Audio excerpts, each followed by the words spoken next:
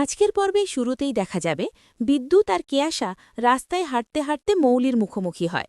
মৌলি তখন খুব স্পষ্টভাবে বিদ্যুৎকে বলে দেয়, শুধু তানিয়াজি নিয়ে ভিডিও বানালেই দায়িত্ব শেষ হয়ে যায় না। তানিয়াকে খাওয়ানো, স্কুলে পাঠানো, স্কুল থেকে এনে পড়তে বসানো, এমনকি টয়লেটে যাওয়া, এই সব কিছুর দায়িত্ব তোমাকেই নিতে হবে। এই কথা শুনে বিদ্যুৎ বলে, এসব সব আমি পারবো না, এগুলো বিদ্যুৎই করবে। তখন মৌলি রেগে গিয়ে বলে, কেন পারবে না? তুমি তো ওর বাবা, তোমাকেই করতে হবে। এরপর দৃশ্য বদলে দেখা যায় বানি রান্নাঘরে একের পর এক পেঁয়াজ কাটছে। পেঁয়াজের ঝাঁঝে চোথে জল এসে যাচ্ছে। ঠিক তখনই ওর মামনি এসে প্রশ্ন করে, এত পেঁয়াজ কেন কাটছিস? 2 ঘন্টা ধরে কাটছিস, আর কত লাগবে? বানি কষ্ট লুকিয়ে বলে, আমাকে তো কাটতেই হবে, একটু ওর পাশে দাঁড়াতে হবে।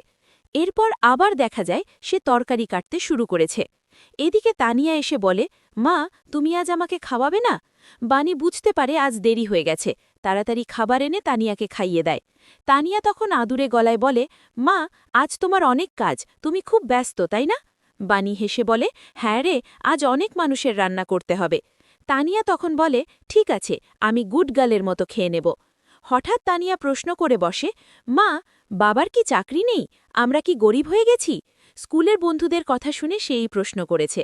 বানি তখন খুব সুন্দর করে বোঝায়, গরিব তাদের বলে না যাদের টাকা নেই, গরিব তাদের বলে যাদের মন ছোট, যারা অন্যের ভালো সহ্য করতে পারে না। তানিয়া তখন বলে, আমার বাবা তো একদমই এরকম না, আমার বাবা বেস্ট। রাত হয়ে গেলে দেখা যায় অনুরুদ্ধ ঘুমাচ্ছে। তানিয়ার কপালে ভিক্স লাগিয়ে বানি ওকে ঘুম পাড়ায়। হঠাৎ অনুরুদ্ধ শব্দ